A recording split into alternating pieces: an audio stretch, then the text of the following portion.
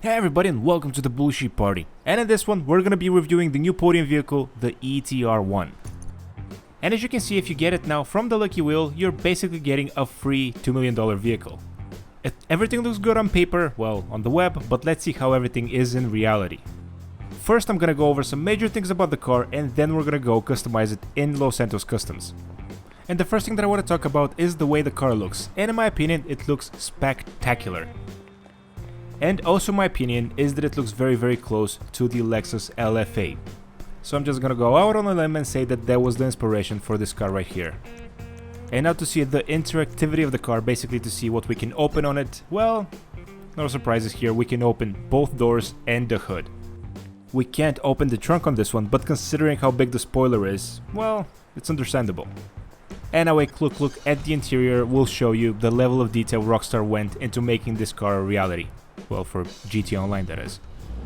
I really think Rockstar outdid themselves by doing the interior of this car, and I really like the wheel, but more on that later. And as we start making our way to Los Santos Customs, I want to answer the question for you if this car is an all-wheel drive or a rear-wheel drive. The smart money is on rear-wheel drive and, well, that's the case. And now officially let's go to Los Santos Customs and change this horrible orange matte. I think the car sounds great, so listen to this for a couple of seconds and tell me if you agree.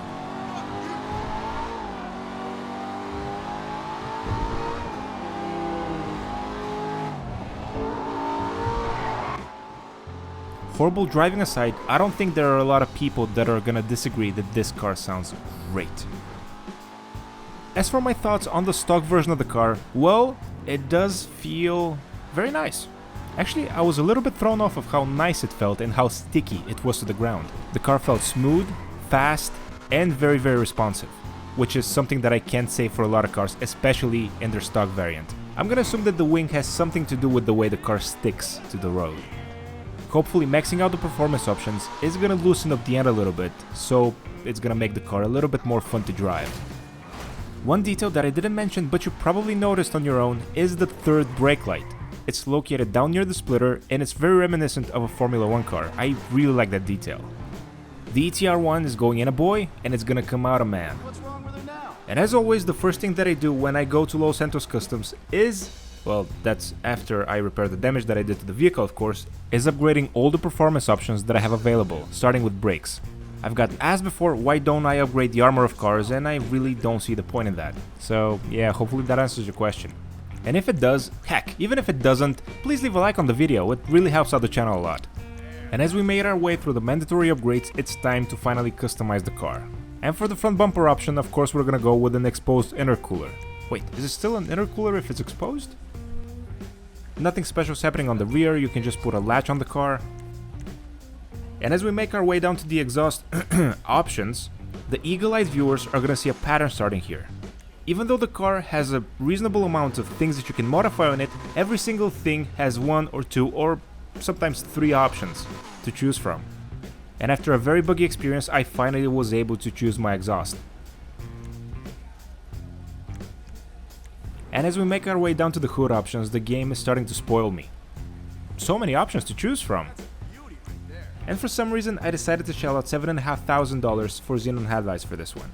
If the livery we saw on the buy page is any indicator of what's here, we're gonna skip that option. And I can't believe we have more than two options for the mirrors. Too bad, all of them ugly. Of course, we do the mandatory black license plate. And the next option we can choose is the spoiler, and I really can't wait to get this disgusting big wing off. Seeing how the car looks without the spoiler, we're definitely gonna be having one. And we're probably gonna go with the drift wing. Yep.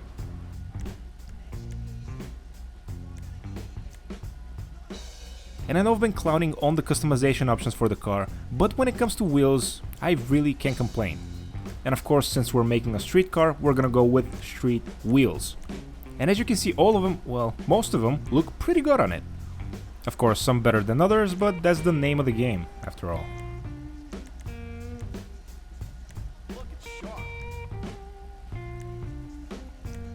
Wheel color, well, now was probably not the right choice since we didn't have our base color yet.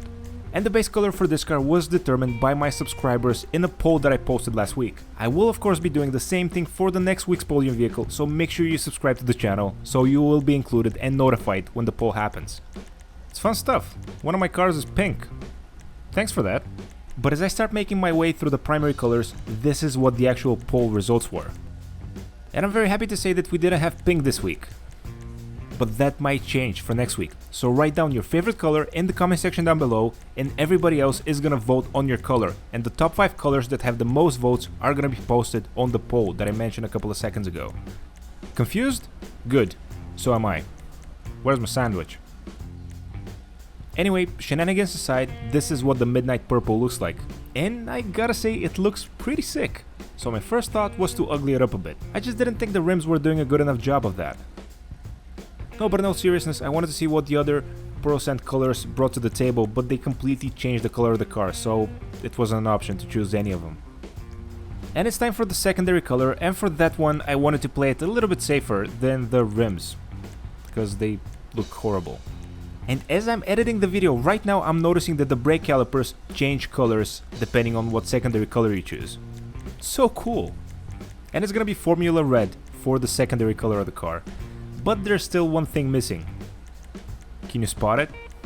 That's right, we're gonna be changing those yellow eyesores for something more suitable for the color of the car. Like lime green. I was honestly thinking I wanted to do them red, but red really didn't look that good. Neither did green.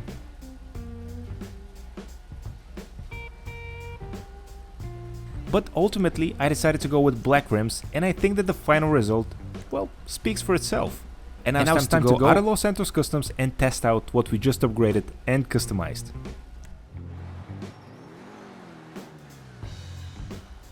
And this is what our purple beast looks when it's outside. Not too bad, huh?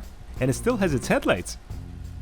Now let's see how the vehicle handles when it's all maxed out and it's at peak performance. To be honest, it feels very good right now, but there's something missing. Oh, that's right, same driver. But in all seriousness, the car still sounds like a beast with a distinctive turbo sound when you let off the gas.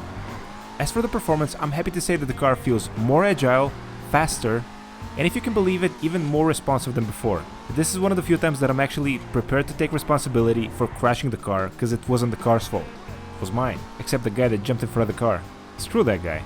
In closing, depending on when you see this video, the car is probably worth it for you. If you got it off the lucky wheel, well, you're getting a $2 million car for free, and there's nothing bad about that. Even though the customization options are fairly limited, you can still make the car very distinctive and sort of make it your own, yeah, especially if you like rims. But if you're looking to spend $2 million on the car, hopefully this video helped you answer the question, should you do it or not? Fun, fast and grippy. That's what the car is. And with that, we're going to be bringing this video to an end. Thank you so much to everybody who watched the video. Hopefully you liked it, and if you did, please consider leaving a like. It really helps out the channel a lot. And if you're not yet a subscriber, please consider subscribing to the channel. A lot more cool content to come in the future. And also a lot of past content that you can watch. But it's going to be a better experience if you're a subscriber. Anyway, that's enough from me, and I'll catch you all in the next one. Now where's the sandwich shop?